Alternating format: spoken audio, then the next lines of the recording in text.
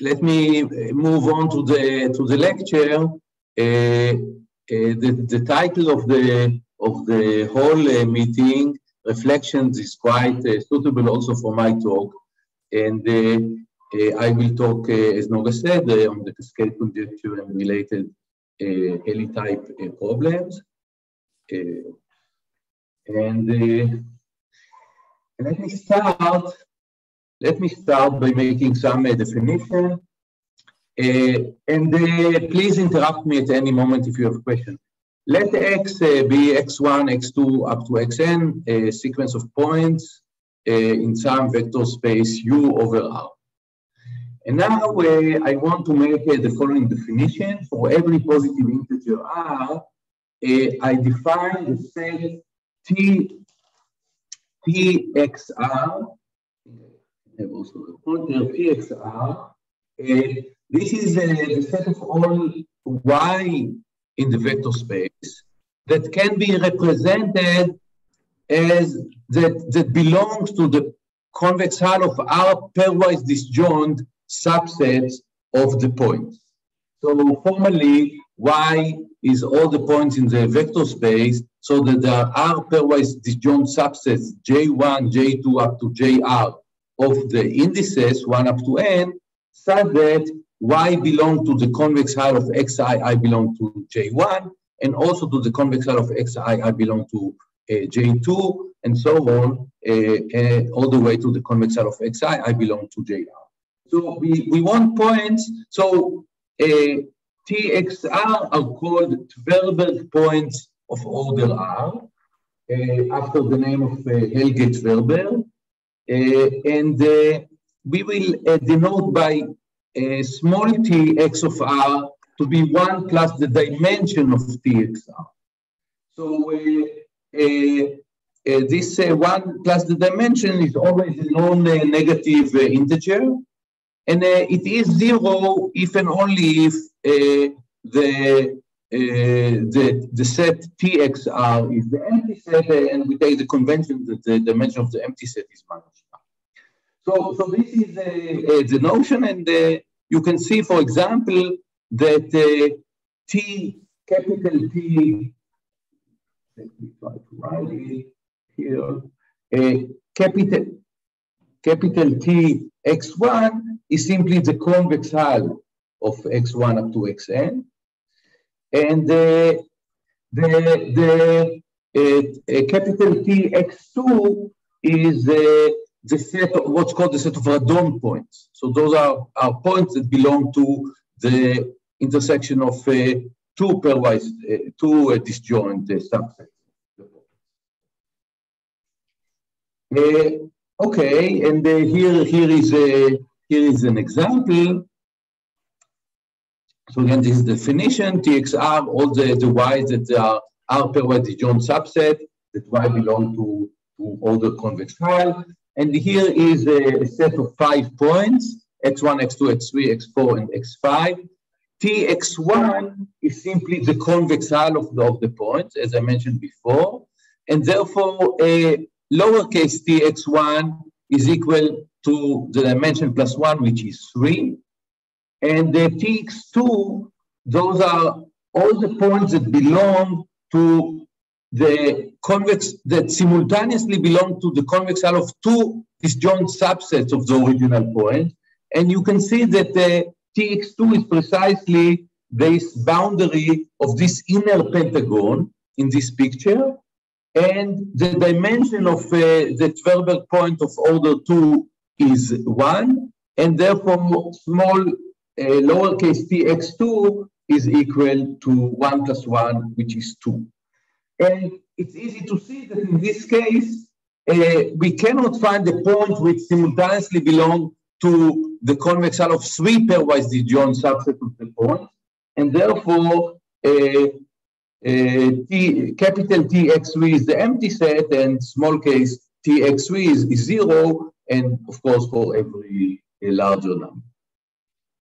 So now I can describe the cascade conjecture. and it's conjecture that I made in 1974.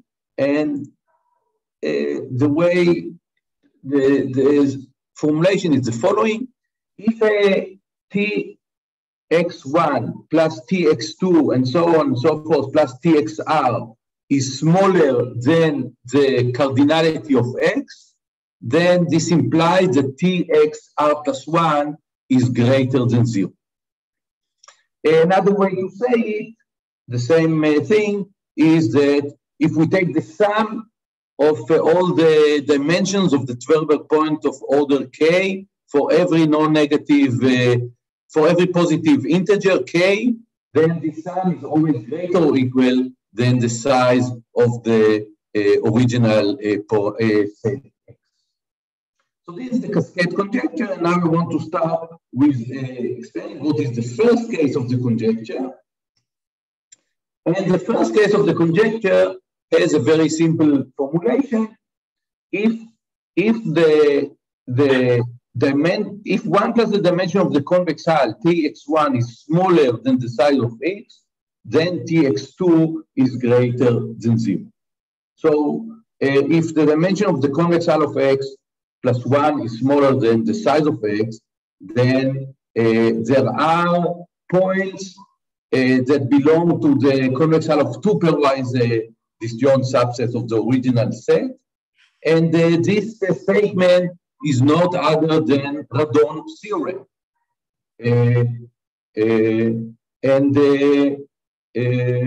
It says that if the size of the set is larger than the dimension plus 1, then there are two subsets of the indices so that the convex hull intersect. And I can remind you the proof of Radon Theorem. It's very simple. If we have more points than the dimension of the space plus 1, this implies that these points are affinely dependent. And now we can write the affine dependencies, which is there exists lambda 1 up to lambda n, not all zeros, such that sum of lambda I xi is equal to 0 and sum of lambda I is equal to 0. And now we can identify our set of indices. We let I to be all the indices I so that lambda I is greater or equal to 0, and j all the indices j so that lambda j is smaller than 0. And then we can put t to be the sum of lambda I for I in I, which is the same as the sum of minus lambda j j. And this t is a positive because we assume that not all the coefficients are 0. And now we can start from this affine relation to move the negative part to the other side. We get that the sum of lambda I over t times xi is equal to the sum of minus lambda j over t times xj, where on the left we have all the indices I and I, and on the right all the indices j and j.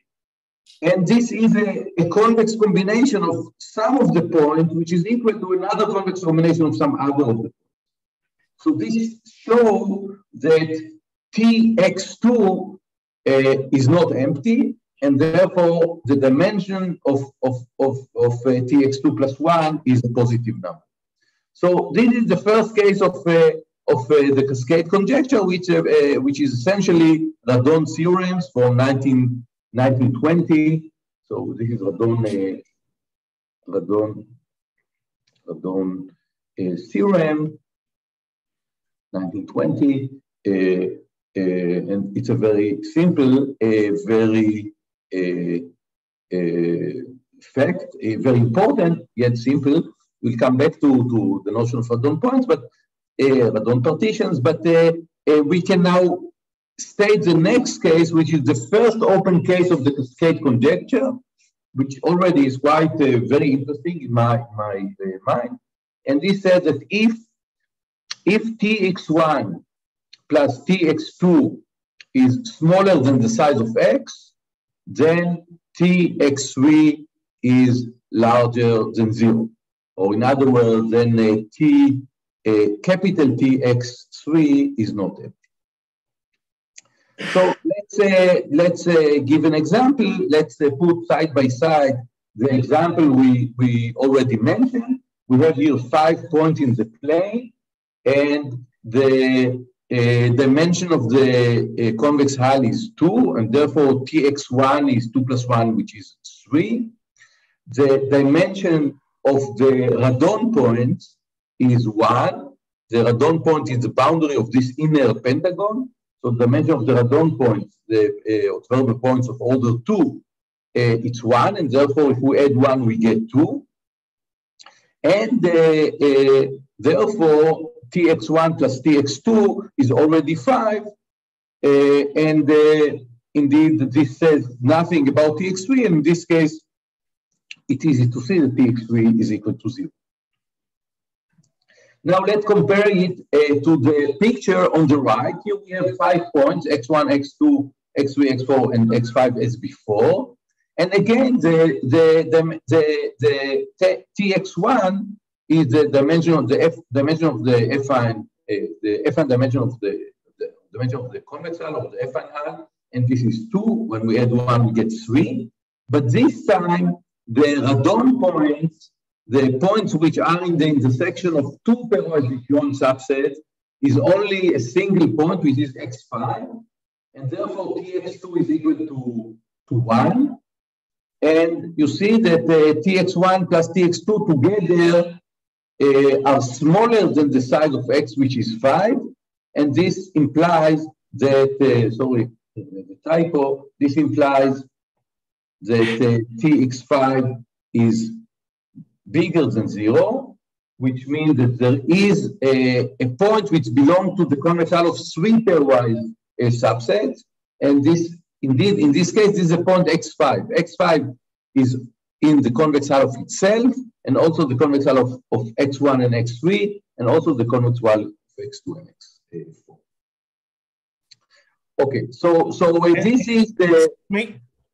For any particular size of x, there'll only be, in some sense, finitely many configurations to check, right? Right. That's so right. How far has this conjecture been checked? Do you know? Okay, I'll mention it. Not so far, but you have also. I will mention it. I will mention some partial result, but I think it was not checked so far. It may be even false. Let me go on again. Continue. I will come back to the question. Okay, so the simplest open case is that if Tx1 plus Tx2 together are smaller than the size of x, then Tx3 is bigger than 0. And a corollary is that if twice Tx1 is smaller than the size of x, then Tx3 is bigger than 0. And another way to state this corollary is that if the number of points is more than twice the dimension of the affine span of the points plus 3, then Tx3 is not empty. And the first case is if we have 7 points in the plane, then we can divide them to 3 parts so that the convex hull intersect to 3 pairwise disjoint parts. And this is a special case of a theorem by Tverberg. So the Cascade Conjecture strengthens a theorem by Tverberg, which tell you what is the number of points which guarantee that we can divide the set to 3 parts with non-empty convex hull, or more generally with 2 parts with non-empty convex hull. So let me state now the Cascade Conjecture in full generality. If T of x1 plus T of x2 and so on and so forth plus T of xr is smaller than the size of x, then T of xr plus 1 is greater than 0. And as I said, a corollary is that if the size of x is greater than r times T of x1, and clearly these quantities are non-increasing. So if the size of X is greater than R times Tx1, then, which is R times the dimension of the affine Hal plus 1, in parentheses, then Tx of R plus 1 is not empty, and this is Tverberg's theorem in its full formulation. And the theorem is known. It's very easy if the dimension of the set of points, everything is the affine of X. If all the points are on a line, then it's easy.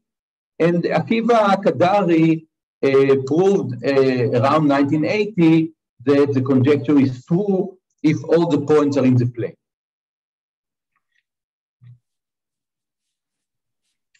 And if you, so it looks that this is some sort of a linear algebra or higher algebra statement.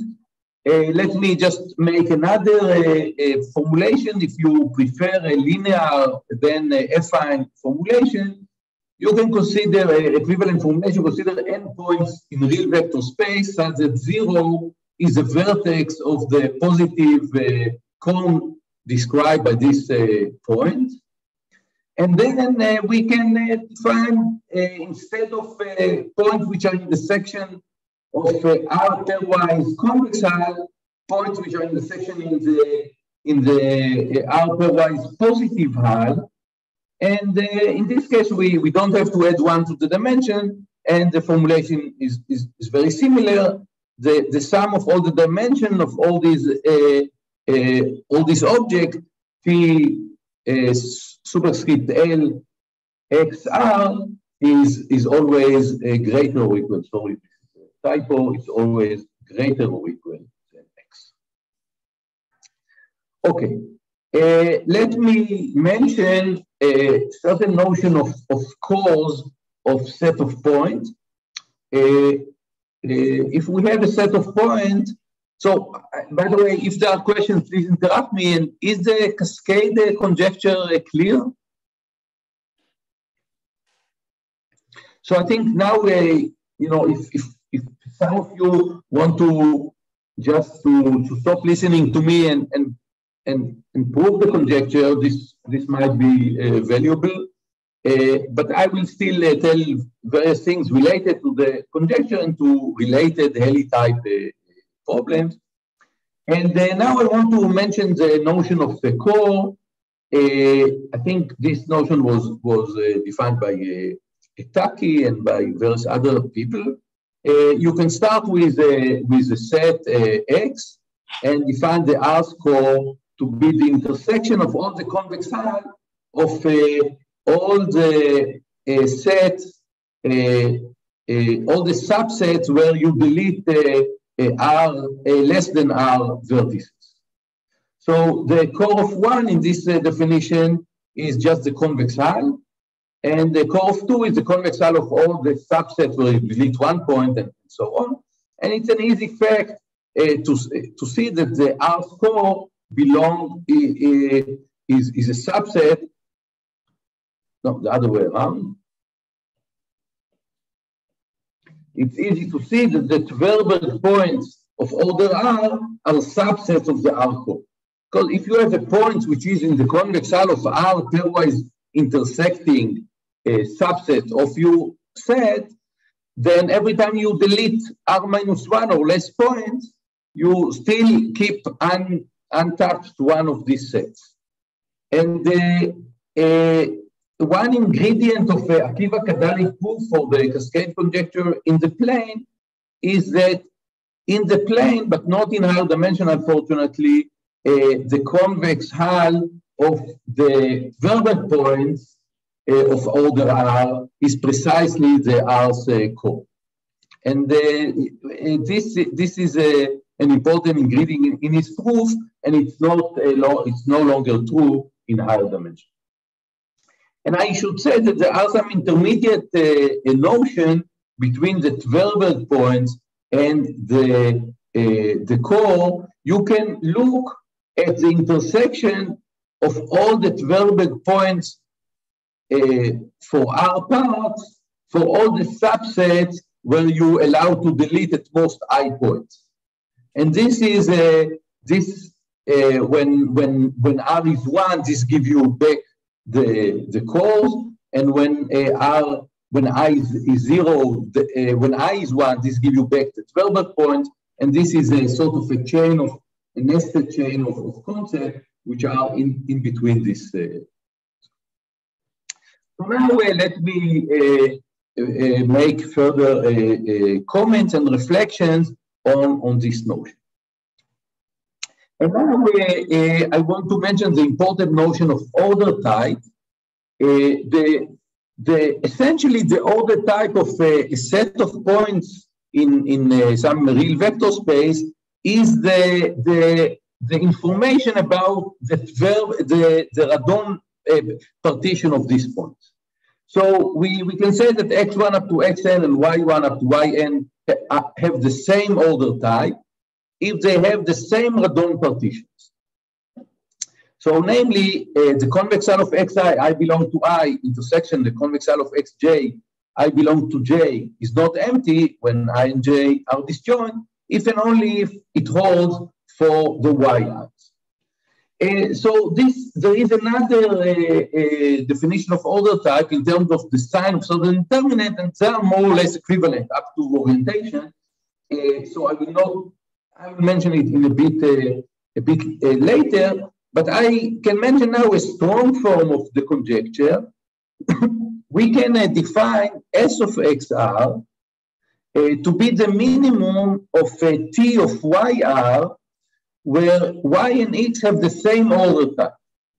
So the order type does not tell you, does not give you information about the Tverberg partition of higher order. For example, if you have 6 points in convex position in the plane, usually they don't have, usually TX3 is empty. But it can happen that TX3, like in this 6 point, is not empty.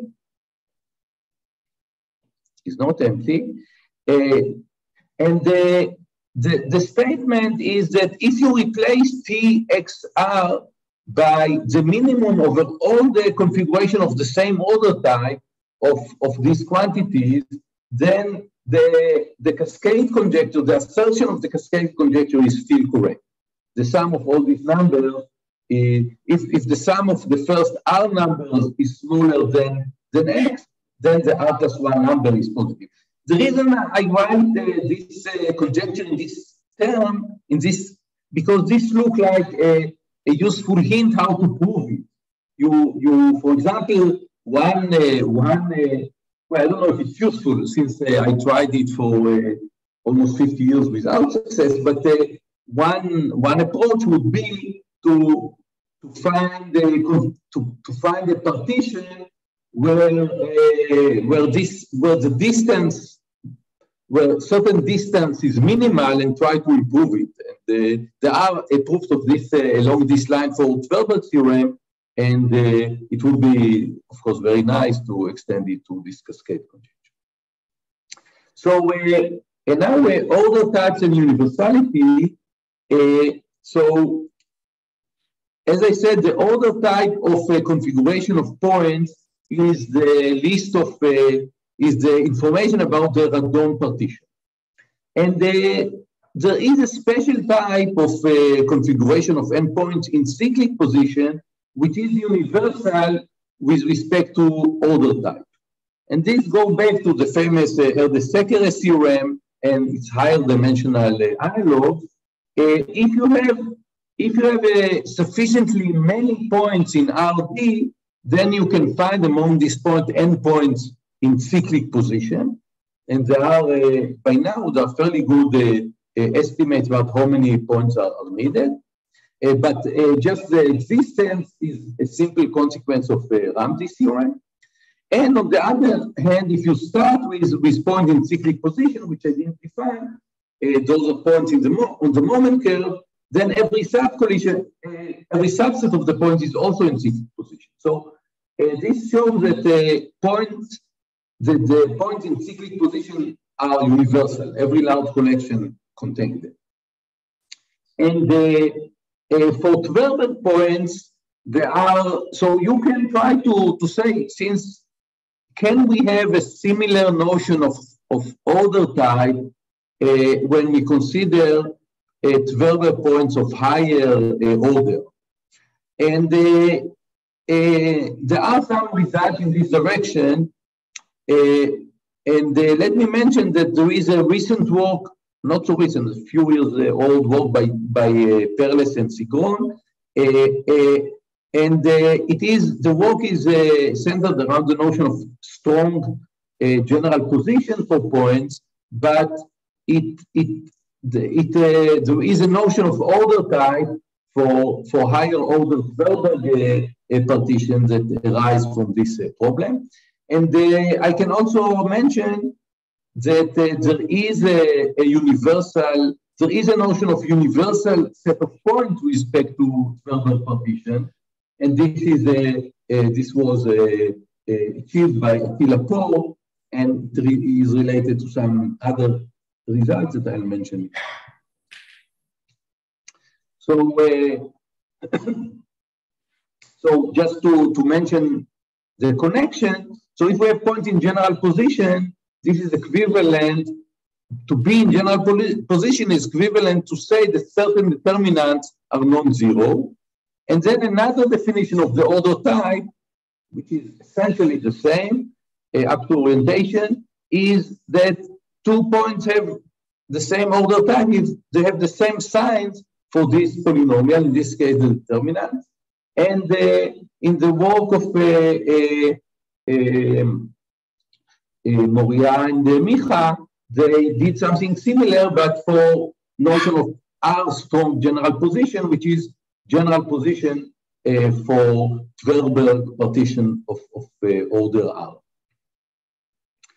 And I should also mention in this direction that with Imre Barni and Attila Poe, we had some work about questions regarding order type and universality, but not for collections of points, but for collection of lines and higher dimension affine subspace.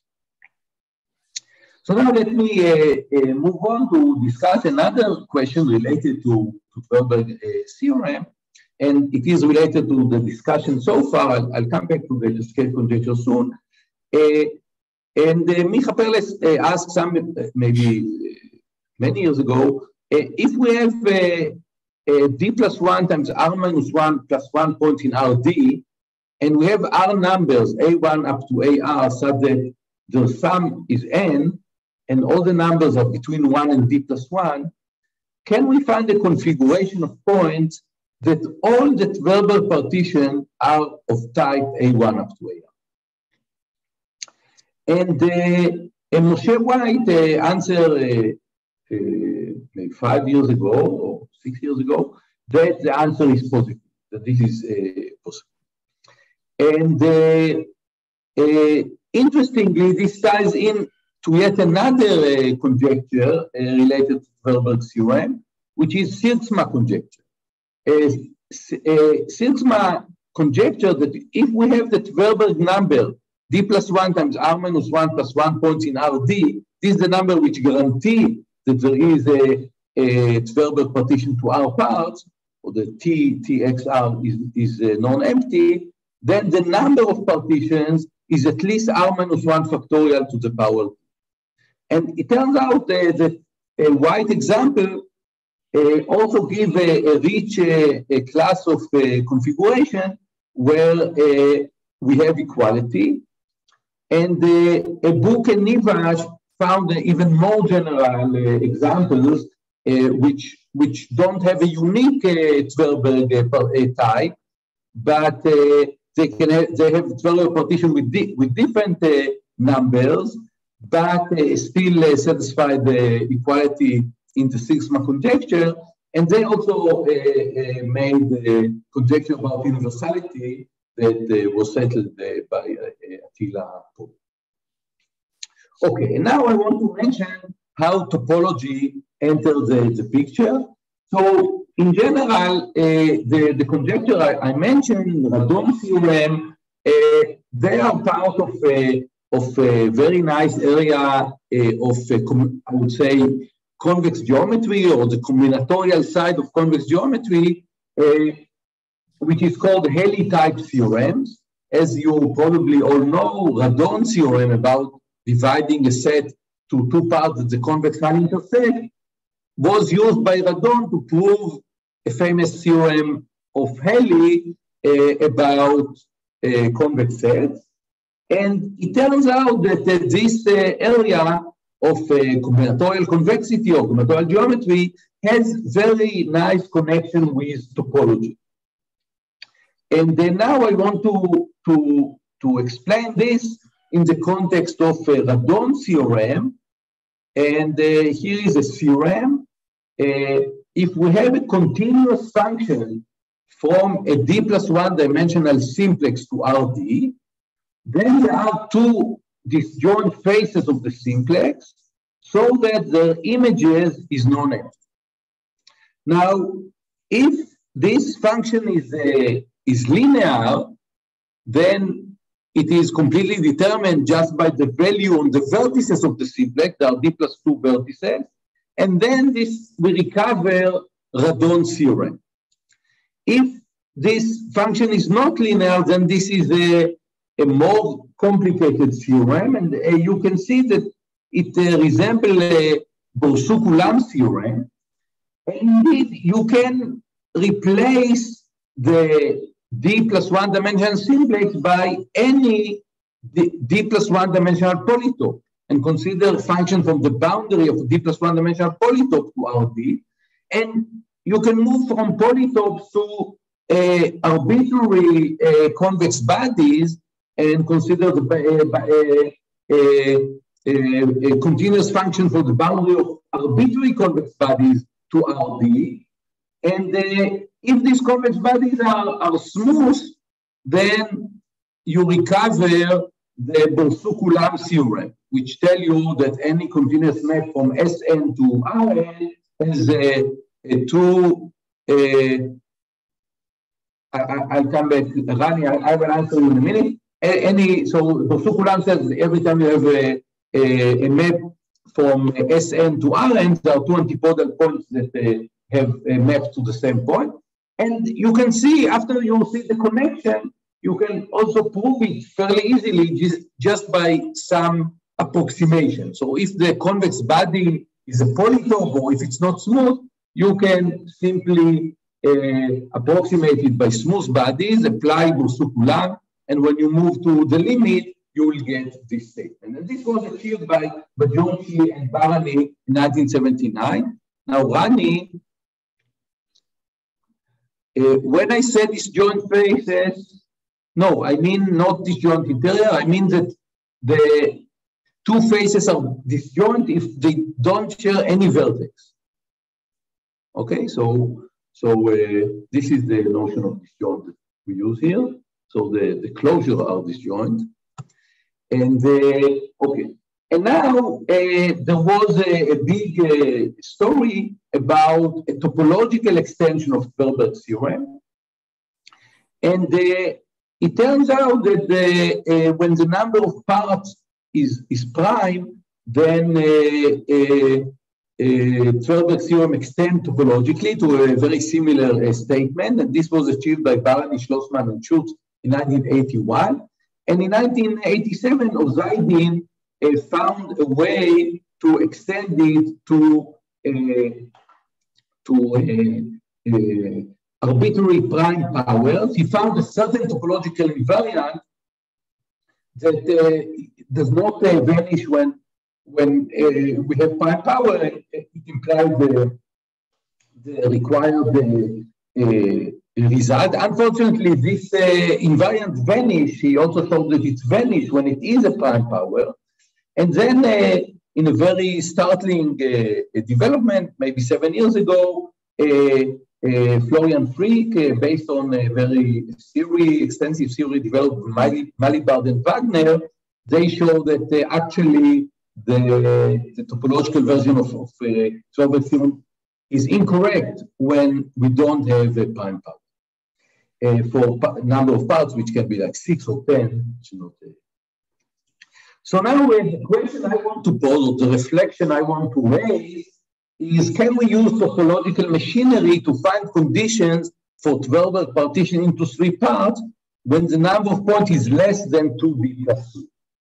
And the Cascade Conjecture give you such a topological condition, namely that the dimension of the Radon points is smaller than expected, but we want even a wider and more, although we cannot prove even this simple case of the conjecture, we want the following. So what we want to have, so here is a vague conjecture, and there are several variants available. If we can consider configuration of points in RD, and we can consider the collection of Radon partitions, regard it as some geometric complex, and we consider the set of Radon points.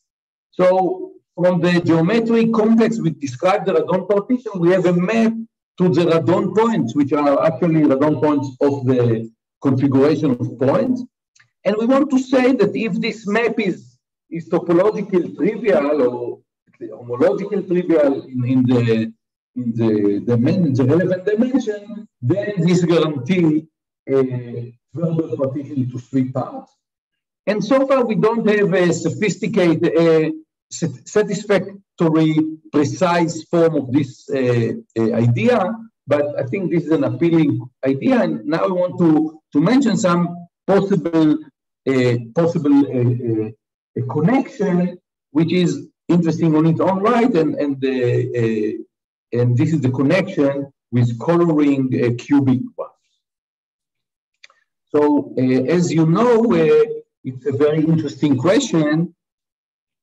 So I should say that when we have graphs or hypergraphs, we can associate to them a configuration of points, and then try to see what the theorems in combinatorial convexity, like Radon Theorem and Tverberg Theorem, what do they say?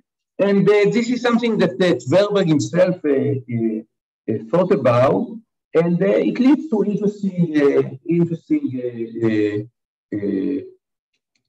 discussion.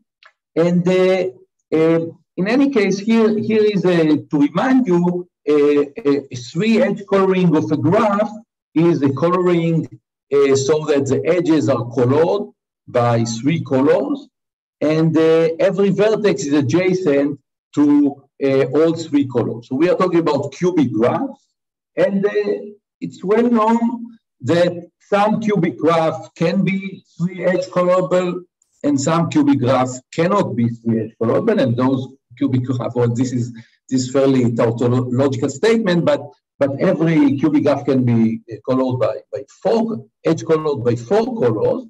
And here are 3 nice examples. This is a graph of a prism over a pentagon, and it can be 3 colorable, and I even managed to 3 color it. Of course, once you start the coloring, the way to continue is forced upon you. Here are 2 graphs that cannot be 3-edge colorable. This is the famous Peterson graph, and this is another. This is a planar graph, but it's not. It has bridges, and the famous formulation of the 4-color theorem asserts that every bridgeless planar cubic graph is 3-edge colorable. And now, what is the connection between, or what might be the connection between coloring and the Tverberg partition? So the connection is very simple. Let's start with a graph G, and we say that with a cubic graph, and we can associate to every edge. Let's say the vertices of V1 up to Vn, we associate to an edge E, which is Vi, Vj, the characteristic vector, which has 1 in the coordinates I and j, and 0 in all other coordinates. And this is a configuration of 3D over 3n, I'm sorry, 3n over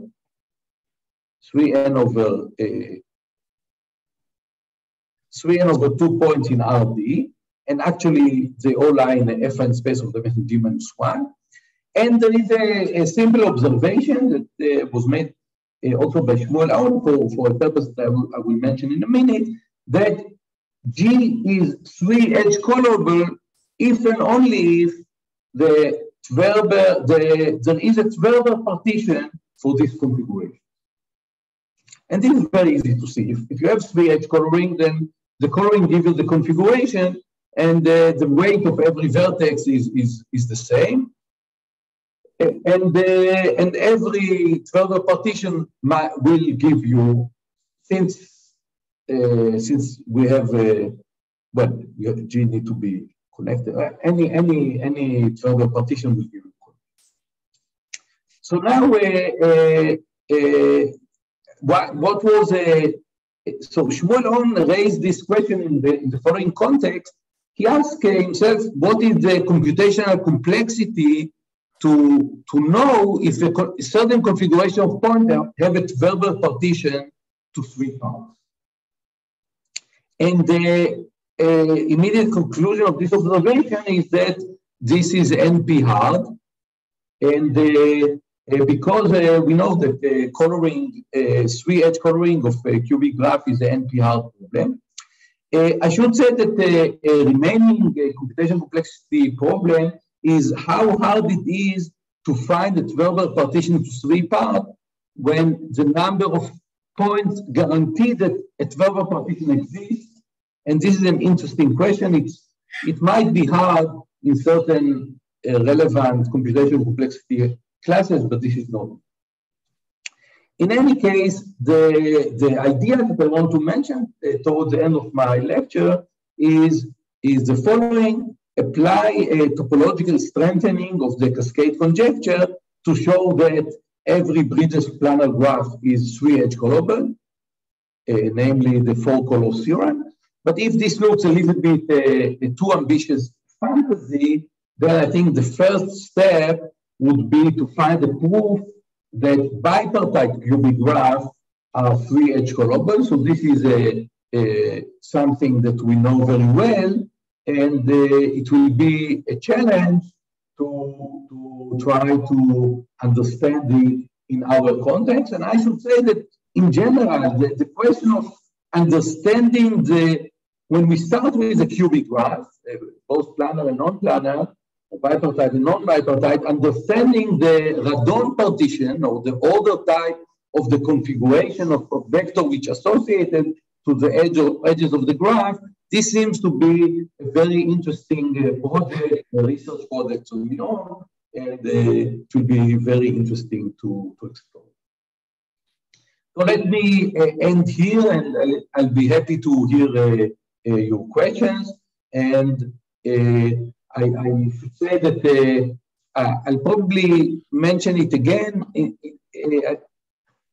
I should say perhaps in 2 sentences my connection to Ron and to Yuval. Ron was my first PhD student, and I think he was both interested in the connection between combinatorics and convexity, still interested, and so this is quite close to the topic of my lecture. And Yuval was among my first master students, and then I think both of them moved to deal with the combinatorics of group action and of groups, and the fascinating world of the symmetric group, and I wish them a very happy birthday, and Ad 120, and good morning or good afternoon or good night to all of you.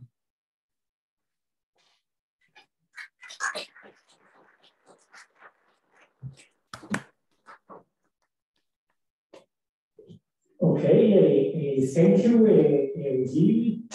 So I wonder how we handle it, but let's try. Let me first ask if there are any questions from the people in the room here. And afterwards, we'll ask about questions from the from outer space. Maybe let me ask one question. So one extension of the edge-coloring version of the four-color theorem is that every line graph of a cubic ridgeless planar graph is a free edge least color. So you can color with least also. And I wonder if there could be a geometric version that would imply something about least coloring, like the one you mentioned for usual coloring. Yeah, this is a very good question. You can ask in general. So Pelvic theorem is something about coloring, and you can ask in general, is there analog of Pelvic theorem even for least coloring? That rather to divide the family to R parts, you give for every point a set of size R, and you want the partition to respect these sets. And I don't know the answer for this particular problem. We had some notion of matroidal extensions of Pelvic theorem in some work with Roy Meshulam. I saw that all the approach of topological Heli-type theorem, which is a very large subject, and I pursued it in the last 2 decades with Roy Meshulam. So we have some paper with Barney and Meshulam, which give some matroidal extension of Pelvic theorem. So this might be related to your question, but I didn't think about least coloring so far in this context. Okay, thanks. So if there are any questions in the Zoom part, so just the simplest would be just unmute yourself and ask.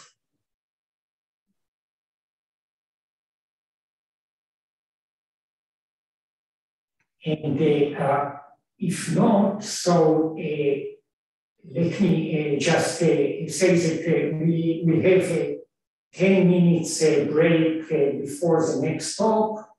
And let's thank Guy again for this.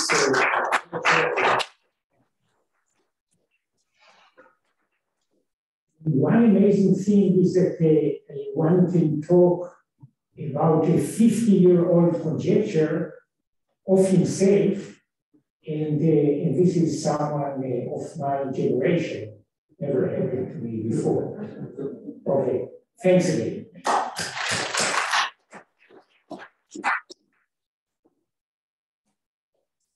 So we have a 10 minutes break, and then we have the next lecture by Vic Reiner.